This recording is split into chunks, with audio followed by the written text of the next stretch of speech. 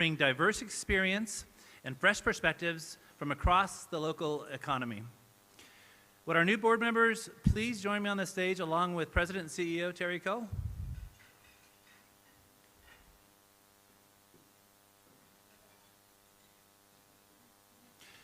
Now we have a small stage, so we're all going to have to kind of squeeze in here. So while I give a brief bio on them, if you wouldn't mind when I call your name, maybe you could stand over here to my right. Okay, great. Michelle Deerholtz. You want to come over here? Yeah, Aggie's to take pictures, yeah. Now Michelle is the president and CEO of Nusenda Credit Union. Recently promoted to president and CEO, Michelle has been with Nusenda since 1998. So when she was 3 years old, she was hired at Nusenda. And so, most recently overseeing all departments related to member experience, employee experience, marketing, and project management. So, welcome. Michael Cooker, CEO of Loveless Medical Group, has more than 25 years' experience in executive healthcare leadership positions. Mike is responsible for all aspects of physician practice operations, provider recruitment and retention, strategic development initiatives, partnering with local hospital leaders and stakeholder engagement. Mike is a recent graduate of Leadership Albuquerque as well. You're going to bring a wealth of information and insight and perspective. Thank you. Welcome you. Yeah. Lance Sigmund. Now, Lance is the rebel, the rebel of the new board members, but he is also the principal at Allen Sigmund Real Estate Group. Lance co-founded Allen Sigmund Real Estate Group with Brad Allen in 2011 after over 7 years as a top-producing commercial real estate broker. Today, Allen Sigmund is recognized as a premier full-service commercial real estate company with development, brokerage, investment, and property management services, all found under one location. Thank you, Lance. Welcome. Monique Fregot. I tried. I practiced in the mirror, I promised. Serves as president and CEO of the Indian Pueblo Cultural Center and Indian Pueblo Marketing, making it history as the first woman to lead both organizations, which I think is fantastic. Yeah. Monique is a proud member of the Pueblo of Jemez. Monique brings more than a decade of executive leadership experience, a deep commitment to the community, respectfully sharing Native culture, and a bold vision for economic development, a lot of what she did at the Indian Pueblo Cultural Center. So welcome, Monique. Yes.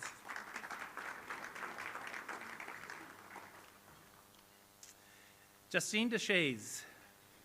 Justine began her career with Wells Fargo in 2003, advancing within the company, and is currently the executive director and senior lead commercial relationship manager. Along the way, she obtained her MBA and real estate investment designation. Her sales and service has earned her national recognition, and Justine is also a graduate of the Leadership Albuquerque program. So welcome.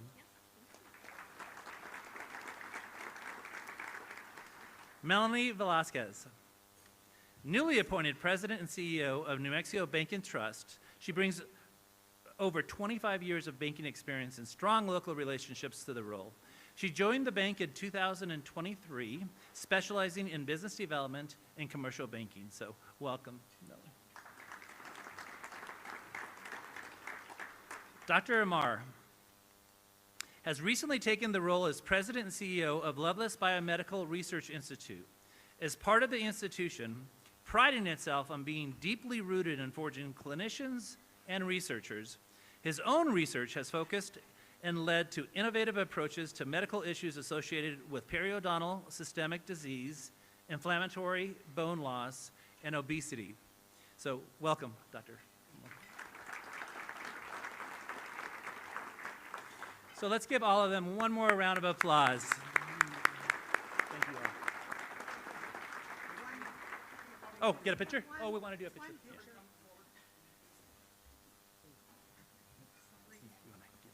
Yes.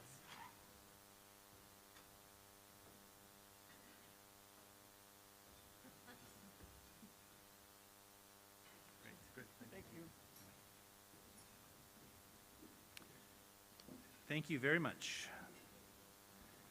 So it is now my pleasure to introduce our featured speaker, Mayor Tim Keller. Mayor Keller, before you arrived, I do want you to know that I did spend about 30 minutes just praising you and talking, and you missed it. You missed it, but we're done. Since taking the office in 2017, Mayor Keller has worked to support Albuquerque's business community through very, very challenging times, including the pandemic. Under his leadership, the city has focused on initiatives ranging from infrastructure improvement, workforce development, and small business support. His administration has worked to streamline city processes for businesses while supporting entrepreneurs and established companies that truly form the backbone of our Albuquerque economy. Today, he's going to share his perspective on Albuquerque's economic landscape, upcoming priorities and opportunities for continued partnership between city government and the business community. Please join me in welcoming Mayor Tim Keller to the stage.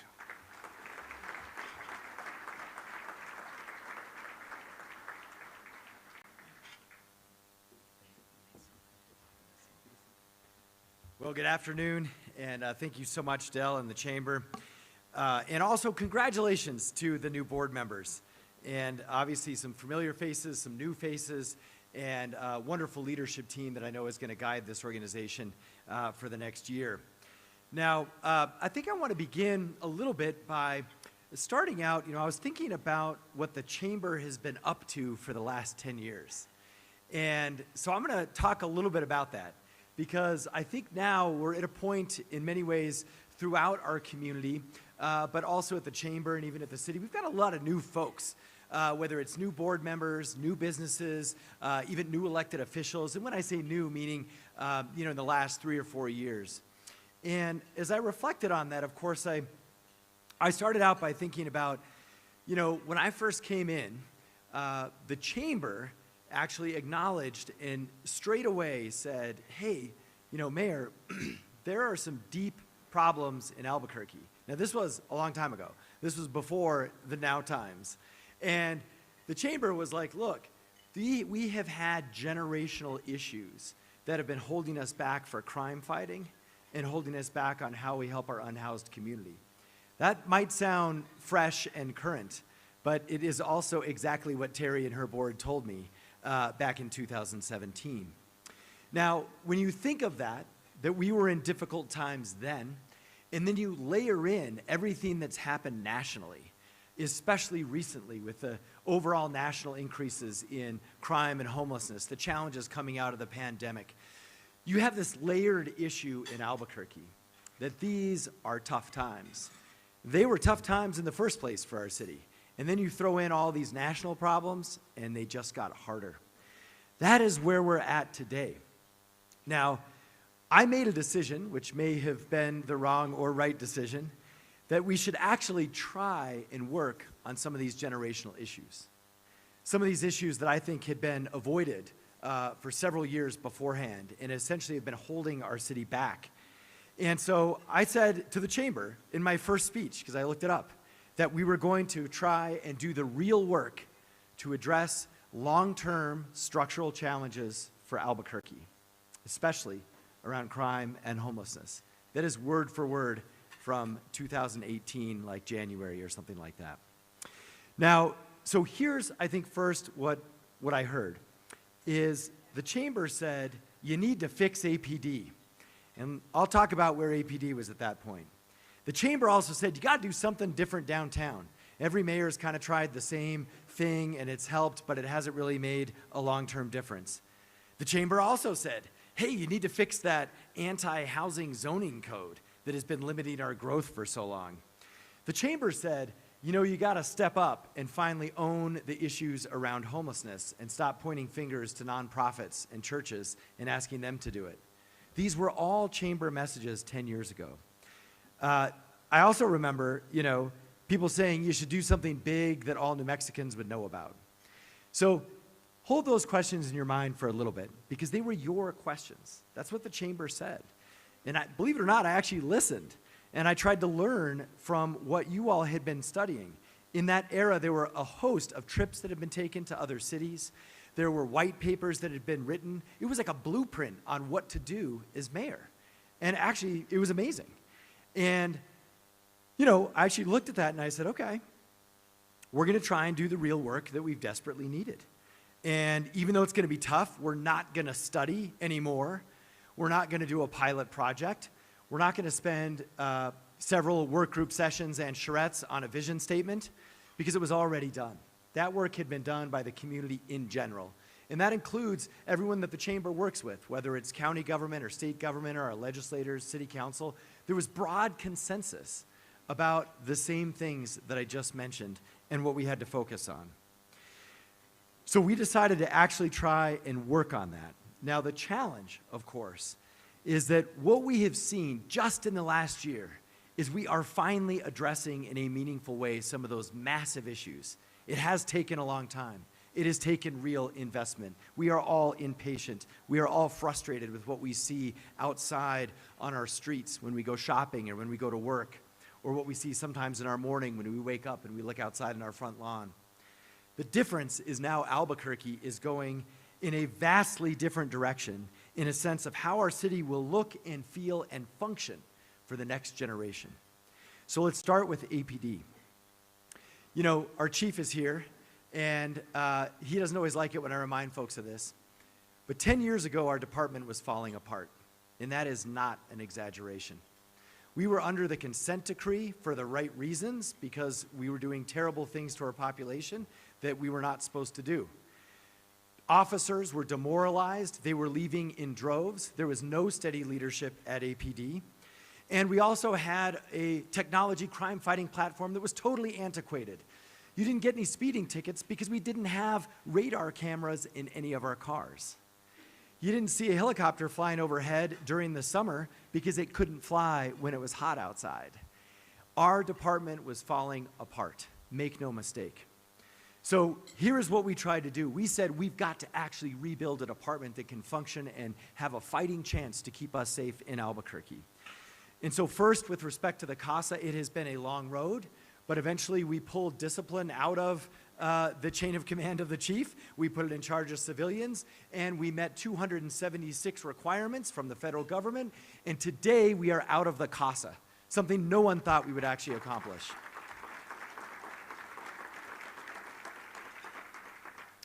And I have to give the chamber some credit. They stuck with it in the first place for the right reasons when it was controversial, but they also held us and our feet to the fire to get it done, right? And I remember 3 years ago, and we were going backwards on the GACC process, and rightfully so, you all let me have it. And you said, we better get the ship straight. And that's actually when Chief Medina came in, and that's when we started doing things different. That's when we started running 4 academies at the same time. That's when our officer rank started to grow again, and now we're up 20% in terms of our number of officers, and we actually have high morale again in our police department, and now we're attracting folks from outside of the state, all around the country, to work for APD because we're a role model when it came to police reform. It's hard to believe where we've come in 10 years on that front. Now, we have a long way to go, and that's never lost on me, and I'm going to talk about that, especially with crime fighting. But there can be no mistake that the department has been rebuilt in a way also that will last long after myself or the chief, because it now is capable of holding itself accountable. That's what was missing before. So it's going to make mistakes. We're going to have problems. The difference is they're going to actually fix them. And they're also going to make sure that people are held accountable. And they're not going to need the DOJ to tell them how or when to do that. They're going to do it on their own. So for us, when we think about, too, how the department was set up in terms of actually trying to fight crime, our answer 10 years ago was always we need more officers. And we do. We always need more officers. And thank goodness, whether it's the sheriff's office or the DA's office, that we actually work really well together to deal with the amount of resources that we have and make the most out of them. But we said that we can't wait a couple of years ago. We said that we've got to fight crime a different way. And so we decided to make 2 bets. One was on technology, and the other one was on civilians. And so here's what's happened. Again, we built from scratch a technology crime-fighting platform. And it was also from a chamber trip to several other cities when we realized that other cities have gunshot detection everywhere. And they have speed cameras that give you tickets, 80,000 of you in the case of Albuquerque. or they've got license plate readers. And technology is helping officers keep our city safe, but also not taking officers' time, so it's also freeing them up to do police work. And so this is what we started to build. And now, over 20% of Albuquerque, we have a crime-fighting technology platform that has literally changed how we police in Albuquerque. And so for us, when it comes to technology, I want you to consider this example. Before, when there was a shooting in our city, when someone was literally shot, there was only about a 50% chance that we would catch you. This is what's known as the clearance rate, and there's some nuances with respect to like how it's calculated, but in general, that was true up until a couple of years ago. Now, all of a sudden, here's what happens. There's a shooting. We know where it happens within 40 feet because of ShotSpotter and the gunshot detection technology.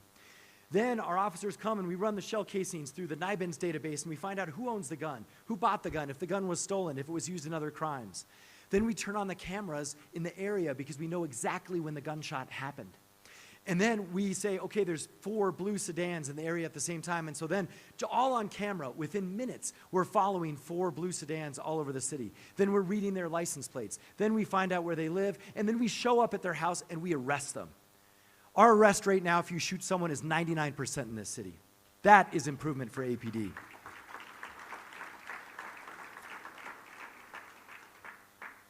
Now, we see this on the civilianization front too, because we need officers to be able to do that investigative work, use that technology. And so part of that is making sure that they're not doing things that a civilian could do. That's why at traffic scenes, you don't see cops anymore. You see public service aides. We've quadrupled the number of public service aides so that they can do things like monitor traffic and collect evidence at crime scenes, and also ride our buses, and also help us keep everyone safe at public demonstrations and community events, so that officers are freed up to actually fight crime. And the biggest example of this is, of course, our community safety department. Now, I've talked to you about this department in the past. The difference is, just like this technology, everything I've told you is not working in concert and in coordination until about 9 months ago. Our community safety department now runs 24/7, and that department has taken 100,000 calls that APD did not have to take, freeing up officers to fight violent crime. That's civilianization. By the way, of course, they're also trying to provide real help in a way that's meaningful for people with behavioral health and mental health and transport needs that APD cannot do. So it's helping on both ends of the equation. And we are the only city in America that has a 24/7 full-service alternative to 911 emergency response in the country. That is a great thing for Albuquerque. That is the kind of change that you asked for 10 years ago, and it is finally up and running on our streets every day and every hour of the day.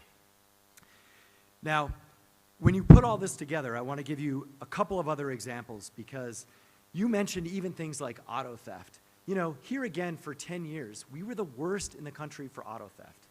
Well, now we're the 8th worst. That's where we're at. We know what we're doing, we're making progress, but yes, we have a long way to go. That is absolutely true. I'm going to give you one other technology example. Just yesterday, there was a robbery at a Walgreens, and it was the first time that APD utilized marked money. So this is money with GPS tracking in it. And so we were able to actually follow and eventually catch. It was a dangerous situation, but we were able to catch those perpetrators because we used this whole notion of marked money to follow people who steal money. This is modern crime fighting, and it is safer and it is more effective, but it's only over about 20% of the city. That's why we've got to have it over 100% of the city. We all deserve the same technology crime fighting that some parts of our city have, and that's why we've got to keep doing what we're doing. So here's what this means for you. There is a handout on your table. You don't have to look at it, but if you want to glance at it, I did just want to highlight, you can glance at these statistics. This is the chief's dashboard. He also hates it when I hand this out because it's not for the public, but I'm sharing it with you today. We look at this every week, every Monday, and here's what's changed. Crime, other than the COVID blips in Albuquerque, was going up for 10 years, until this year. Crime is down in every category for the first time in a decade. That is what that sheet shows you. That is what our new APD is capable of. Now, I know we've got a long way to go because it's coming down from an all-time high. So just like that auto theft stat that I shared with you, the difference is we're finally breaking through, and what we're doing is working, and we've got to keep doing it all over the city, and those statistics are the evidence behind it. So when we think a little bit about our challenges with respect to our unhoused community, this was another chamber lesson. My first trip as your mayor was with the Chamber of Commerce to San Antonio. Who was on that trip, by the way? Was it two of us? Three, maybe. Yeah, there were like three of us left.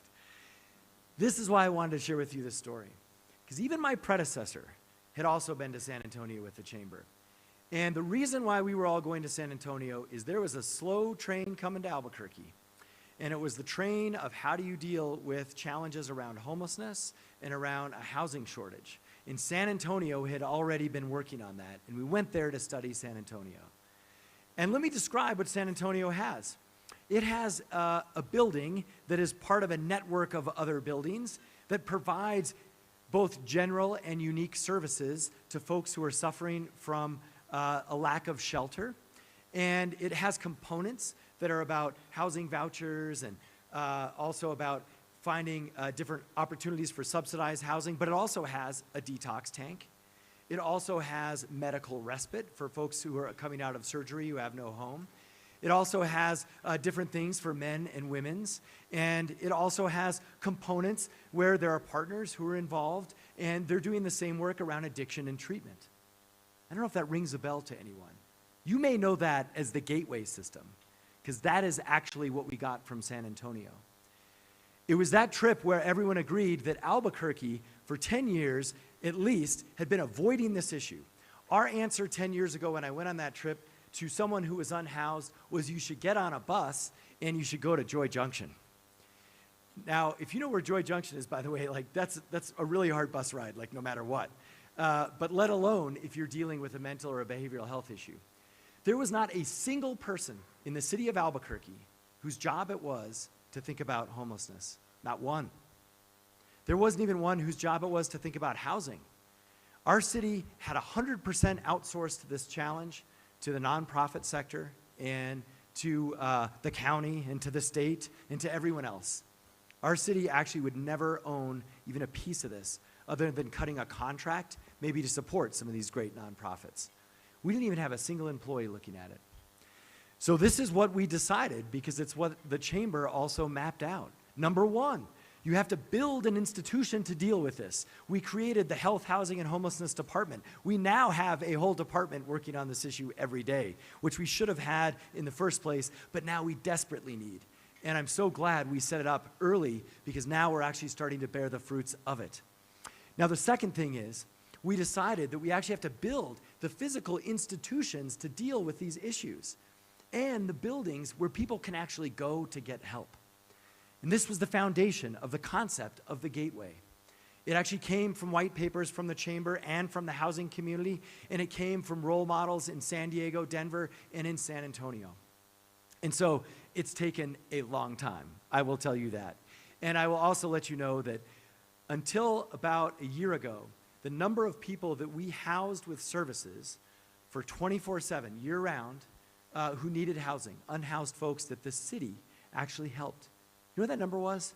It was 0. We didn't do anything. We just paid nonprofits and others and hoped it would go away. That changed. We have now built the gateway system. That is the other sheet on the other side of the crime page. And the gateway system now has 5 different locations. We have 600 people living out at the west side 24/7, but they have access to services. We have a family gateway that is an old rundown hotel that we converted that now 100 families live in every night, including young children, and we get them to school and we get them to early childhood care. We also have now, for the first time, if you need to go somewhere, there's a choice besides the emergency room or jail for first responders. We have a 24/7 emergency drop-off at the Gateway Center. This was another gap that the chamber identified. It's the only one of its kind in the entire state of New Mexico. We needed that no matter what. We need it going forward no matter what. These are the big gaps that we're finally filling with the Gateway system. The other one is transport. Instead of taking a bus to Joy Junction, which is totally unrealistic, we now transport hundreds of people every day off the street into our shelters where they have a chance at help and a chance at not going back onto the street, and a chance at housing. And that is also because of the Community Safety Department. They transport dozens of folks off the street every single day now. None of this was happening in concert a year ago. So this is new. The gateway system is up and running, and now tonight it will take care of 1,000 people. We went from 0 to 1,000. And just like crime, we have a long way to go. There's about 5,000 unhoused on our streets. I know that. But I also know we've built a system that has a fighting chance to actually help those people going forward. That's the difference in today's Albuquerque. That's how we're set up for the next generation. Now, when we think about this system, we also want to acknowledge there's all sorts going on around it. And look, I'm giving you examples of chamber problems that you gave me to solve. And I'm telling you, no problem is solved, but the difference is we are light years closer to an answer of some kind than we were 10 years ago. But it also has to do with policy issues. With City Council's help, we have totally transformed our housing and zoning rules to actually try and have houses so our rents aren't as high and we can have workforce again to actually work at everyone's companies. We have a 20,000 housing shortage.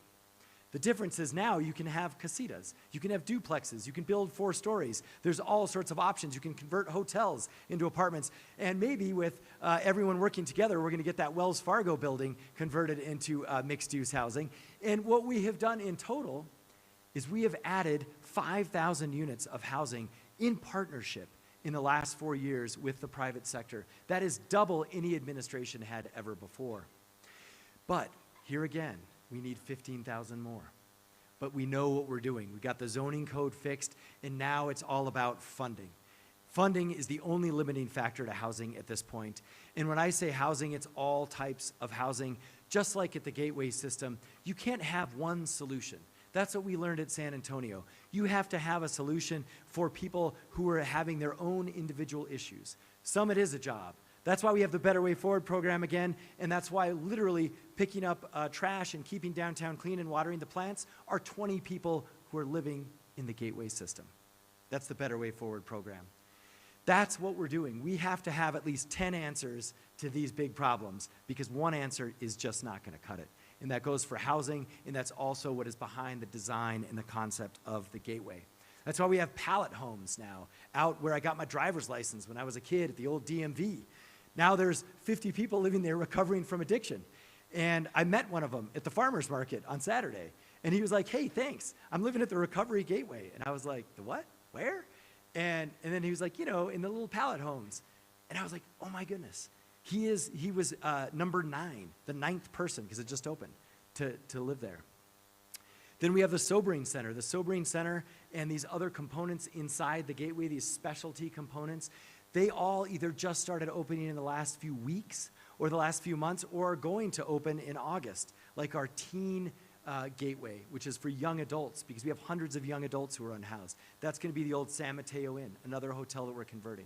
So that is the gateway system. That is honoring the request that you made to do the real work and to have the determination not to give up or not to let a particular neighborhood say, you can't do this here. Because this is what Albuquerque needs, and it's also what it needs going forward for the next generation. So I want to touch a little bit on our economy and on built environment. I'm going to look at the time because I know we have a schedule and we want to do Q&A. So we're going to get to that. So just a little bit about where we're at. We know that we are no different than every other city when it comes to economic development and the pains that we're feeling with respect to the transition of international policy with respect to things like China and tariffs. And what I'm saying by that is, you may remember we were going to be the manufacturing hub of solar panels for North America. That was a done deal until tariffs and China, and they all pulled out. And I think you know about this out at Mesa del Sol. But you know what? Our city has been through this before. Almost every 4 years, our economic development mission has to match what's happening federally. And so we are in the process of doing 2 things economic development-wise. Number 1, focusing on you, making sure that all the incentives and all the efforts are about expanding local business. Because in these tough times when we're not getting huge companies to move here from out of the country, we've got to grow our own. And so we're back to investing in JTA programs and our LEADA programs, and we've now actually created 1,000 jobs by just supporting local companies with like 10 more jobs. So it's back to that old-fashioned increment of one economic development approach. But that's what we need, because right now we can actually control that, right? I can't control what happens with tariffs and things like this. And so that's part of our focus. Of course, we're also regrouping with Kirtland Air Force Base and with Sandia Labs in terms of what we're doing that is in step with now federal investment. And of course, that mostly has to do with satellites and directed energy. And that's why now those are the companies that are knocking on our door. But part of economic development is also place-based. And part of that is downtown. This is another example where the chamber, and I appreciate that you moved downtown and you stayed downtown and you're not giving up on downtown. Neither is anyone else, but I will tell you, the problem with downtown, in many ways, I think has been government. Government has been looked to for the answer, especially the mayor. You name what the project is, it's a one-off city project, and it has never been sustainable. I say that, being someone who's born and raised here. I think there were lots of great efforts. I mean, look, you all saved downtown in the 90s, like that first round with Alvarado Transport Station and so forth. That's why we still have a downtown to build on. But at the end of the day, I said, we're going to do something different. We are going to let go of the political power and the ownership of downtown, and we are going to give it to downtown. How refreshing is that? Now, here's what this means. What is that actually, what comes from a mayor, what comes from city council in terms of downtown? There's actually only two things. Control, and that has to do with cleanliness and hours of regulation and events and things like that. And then money. So I said, you know what? You can have your money back. So we created the tax increment district downtown. That now mathematically means $200 million just for downtown. Council supported it. I hope the rest of the community will continue to get behind that. It took a state law change. But that now we're going to set up a governance structure of what we're going to do with that $200 million. But the point is it's going to include the community. It is not going to be an apparatus of the mayor's office. We, as downtown folks, you all are going to decide what happens with that money. And that's the way it should be. That's part of the reason why we've been held back for so long. The other aspect is around how to run downtown. And that's where the business improvement district comes. You know, we tried that before, but the city and the government entities weren't really a part of that. It was just the private businesses. It was always kind of either competing or not in lockstep. And then there were also, like, you know, I think everyone who remembers that era, there were challenges between businesses. Now we have a plan to have a downtown business improvement district where you can be in charge of downtown. And you can decide how the events work, how the space is activated, how you do different levels of subsidies to help create storefronts, to help have restaurants on sidewalks and in the street. This is going to, hopefully, I think, go to council for approval early this fall. So downtown will be in charge of itself in many ways. And I will tell you, back to the chamber, this was the #1 learning from, I think, at least a dozen trips to downtowns all across the country. They all have some form of a bid or a TID. And it's time we do too. So that is part of what we're doing, but we're also making sure that we're doing our part in that process. We're going to pay into the TID. We're going to pay into the bid because we're an owner of property downtown. But we're also going to make sure that we deliver on some other promises that no one has been able to deliver on before because they were just too hard. The rail yards. How many mayors have been up here talking about the future of the rail yards, including myself? That has also changed. The C&M Film Academy is opening this winter in the rail yards, the first major tenant that has had since it closed, and it is going to bring hundreds of students and professors downtown every day. That is what is different downtown. That is going to lift up downtown. Now, I also want to mention our other university. How many of you have been to Phoenix? Come on, a lot of us have been to Phoenix. I know you all have been to Phoenix. Okay. Phoenix is a powerful lesson for Albuquerque. You know, I'm just old enough to remember when Phoenix wasn't that much bigger than Albuquerque. I also have seen it boom, and I've seen what happened, but I also remember just 10, 15 years ago, its downtown looked exactly like ours. It was in a real tough spot. It was hanging on by a thread. Now, before the sports teams and all the stadiums, because that was part of it, but before that, what happened is Arizona State started buying up all those old office buildings. And Arizona State said, we are going to join downtown and lift up Phoenix and lift up Arizona. And so now we've been on multiple delegations and trips to Arizona to learn this with UNM. And we have an MOU with UNM to bring the Lobos downtown in a real way, right? To bring an actual school, a campus downtown. And that's what Arizona State did. That brings the professors and the students. It's like the same concept as CNM, but it's much bigger. And it's also much more permanent just because of the length of stay for students and the multi-year programs that they have. And so now we've narrowed it down to 3 locations. They're all around Civic Plaza, and we're negotiating the deal. And we're going to get the Lobos in downtown Albuquerque for the first time ever. And that is also going to transform downtown. So I hope with some of these examples, you've seen that we've tried to honor the request, the hard request, to actually work on a problem that takes some real time, takes some real effort, that's not just a press conference or a pilot project. And I also want you to know that we're never going to forget that when it comes to helping our families. And so it could be smaller things, like the fact that when I came in, we didn't have a single drinking fountain that worked in a park. Now we have 70 that work. We didn't have any toilets in parks, and like everyone wants those, especially for athletic events. Now we have 20. We didn't have flushing toilets ever at the Balloon Fiesta. This year we're going to have flushing toilets. So we care about the little stuff too. We want to make sure, whether it's things like adding speed bumps to your neighborhood because that's what you want, or it's making sure that we're also having more community centers and community spaces. You know, for the first time in 30 years also, we built 3 new community and multi-gen centers, 3 of them. We also have seminal parks in our city again, like Phil Chacon and Wells Park. And you know, those parks used to have a stereotype of something else. Now they are the best parks in the city, and that's what they should be. And people drive from all over Albuquerque to go down the incredible slide at Wells Park, which I highly recommend. Adults can take it too. And it's scary. Don't kid yourself. Get ready. And so we're going to continue doing that. And the biggest example is, of course, the rail trail. You know, I remember, and a lot of you are here have given me ideas, so I always pick on Dale Decker. You know, he was talking to me about the rail trail or the string of pearls or all the different names that you had for this thing. And it was because the High Line was being built in New York, and every other city in America was building these amazing pedestrian parkways to connect us to each other, but in a way that didn't require a car.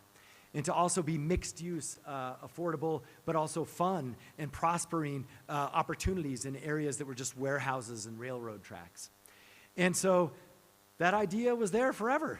The difference is we're finally getting it done.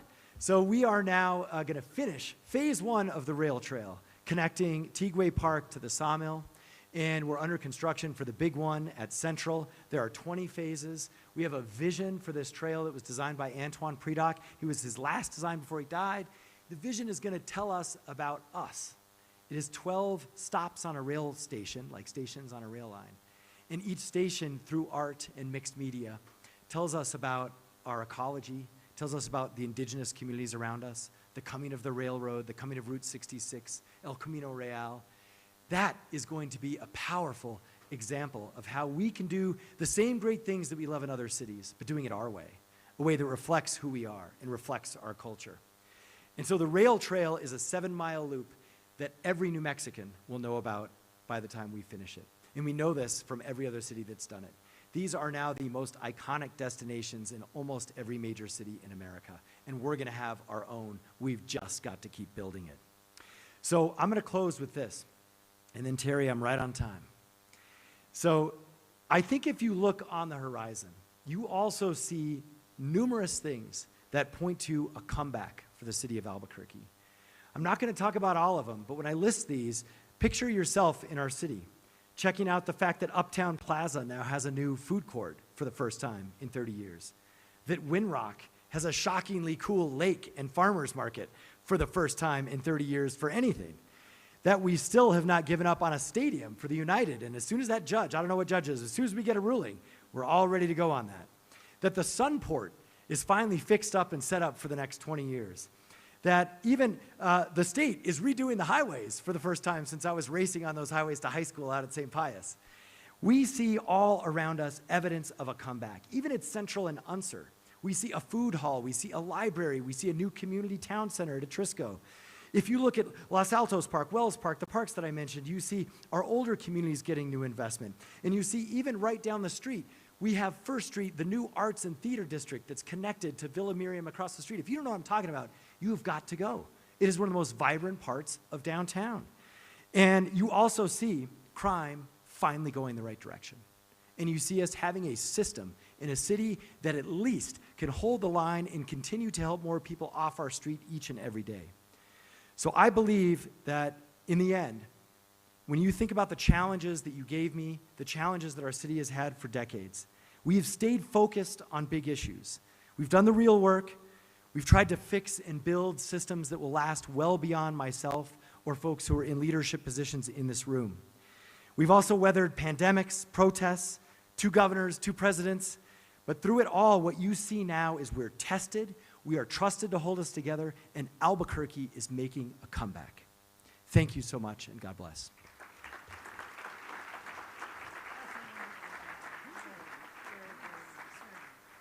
Hello, they're supposed to turn this on. Hello? I love it when it works. All right, we're at the Q&A session now. You know, Mayor, thank you so much for your comments.